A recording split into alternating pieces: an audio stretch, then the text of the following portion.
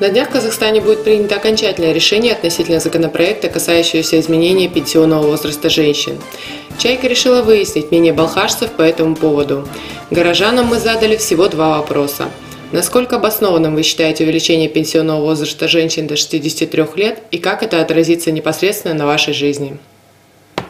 Капитально отрицательно. Мы же не вечно с нашей экологией. Мы чем дышим-то тут? Какой тут возраст, бог ты мой? Капитально против. Я вообще сама работаю в школе и считаю, что 63 года в школе работать это невозможно. Это неправильно делается, потому что женщина чем виновата? Они детей должны рожать, воспитывать надо. Желательно так и хотя бы оставил на 58 лет. Я думаю, что неправильно. Никто не доживает.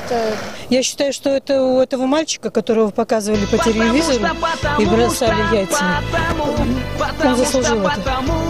Он не уважает своих родителей, своих предков. Тем более в Казахстане, где женщины рождают столько много детей, и заставить их работать столько лет. Это плохо. Женщинам надо в 50 выходить. Даже не в 55.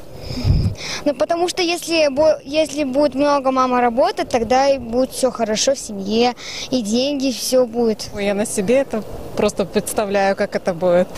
Я работаю в банке, и представляю, 63 года меня никто там держать не будет. Ну, сейчас сколько лет? 60, до 63 лет работать, это же на заводе, тем более, на таком экологии, это никак нереально.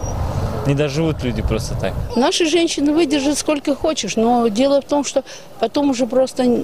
Вот если была у тебя работа, если тебя ее потерял, ты устроиться уже на хозяина. После 50 бесполезное занятие. Повышение пенсии вообще не нужно для женщин до 63 лет. У меня мама в предпенсионном возрасте, и она уже переживает по этому поводу, что она не сможет дождаться его. То есть это неуместно очень сильно. Итак, к новому законопроекту большинство респондентов относятся резко отрицательно. Особенно негативно о предлагаемых новшествах отзывалась женская часть населения города.